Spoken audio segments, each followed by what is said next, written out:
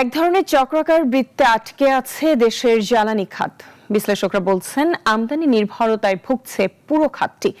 দেশে ব্যবহৃত জ্বালানির 65% বেশি আমদানি করতে হয়। ফলে বিশ্ব পরিস্থিতি সামান্য অস্থিতিশীল হলেই গ্যাস সংকট, লোডশেডিং, শিল্প উৎপাদন ও সরবরাহ শৃঙ্খলে ব্যাঘাত যেন স্বাভাবিক ঘটনায় পরিণত হয়েছে। সাইদ আরমানের রিপোর্ট। দেশের জ্বালানি খাত তীব্র সংকটে। বাসাবাড়ি থেকে শিল্প সব জায়গায় সরবরাহ ঘাটতি।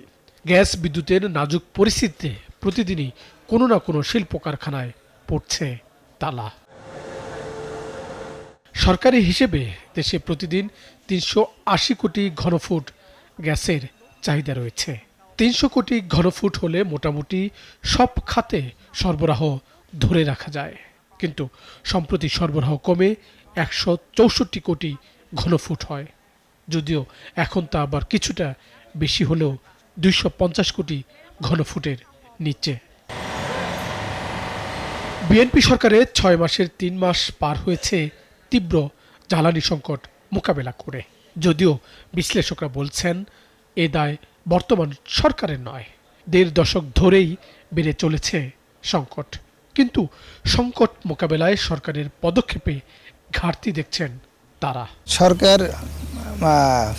উত্তরাধিকার সূত্রেই বলা যেতে পারে যে জ্বালানি বা বিদ্যুৎ সংকট মোকাবেলা করছে। সিস্টেম রিফর্ম করাটা জরুরি ছিল, সেখানে সে কাজটাকে গুরুত্ব পাচ্ছে না। এটাই আমাদের জন্য খুব উদ্বেগের বিষয় যে কস্ট রিফর্ম হচ্ছে না। গ্যাসের সরবরাহ বাড়াতে সরাসরি ক্রয় প্রক্রিয়ায় কেনা হচ্ছে এলএনজি, তবে সেখানেও এখন অনিশ্চয়তা। আর জ্বালানি না থাকায় করা যাচ্ছে না বিদ্যুৎ উৎপাদন। ফলে দেশ জুড়ে বাড়ছে লোডশেডিং। অনেকে বলছে গ্যাস বিদ্যুতের জন্য যেন তৈরি হয়েছে হাহাকার।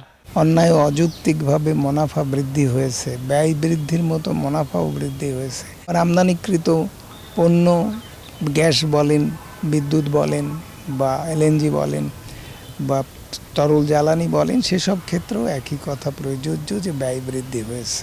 গ্যাস বিদ্যুতের সংকটে সবচেয়ে চাপে দেশের শিল্প কারখানা। উৎপাদন ঠিক রাখা যাচ্ছে না, ফলে দেশি বিদেশি ক্রেতাদের প্রতিশ্রুতি মতো পণ্য পৌঁছানো এখন কঠিন। লম্বা হচ্ছে বন্ধ কারখানার তালিকা। একটা এফএসআরির সিদ্ধান্ত হয়ে গেছে, দ্বিতীয় এফএসআরির সিদ্ধান্তের জন্য আমরা সরকারকে চাপ দিচ্ছি। এরপরে বলছি যে আর এফএসআরি না, ল্যান্ড বেজ স্টোরেজ সিস্টেম করতে হবে। এলএনজির উপরে আগামী আমাদের ৩-৪ বছর ৫ বছর নির্ভরতা থাকতে হবে, সেই জন্য এলএনজি ইম্পোর্ট করতে হবে। গত ২ মাসে এলএনজিতে ভর্তুকি প্রায় ৫,০০০ কোটি টাকা। পরিস্থিতি এমন, একদিকে অর্থ সংকট, অন্যদিকে জ্বালানি সংকট। বিশ্লেষকরা বলছেন জটিল গেরাকলের সরকার। বেশি দাম হলেও গ্যাস সরবরাহ নিশ্চিত করা দরকার, অন্যথায় জনরোষ বাড়তেই থাকবে। সাইদ আরমান, নাগরিক, ঢাকা।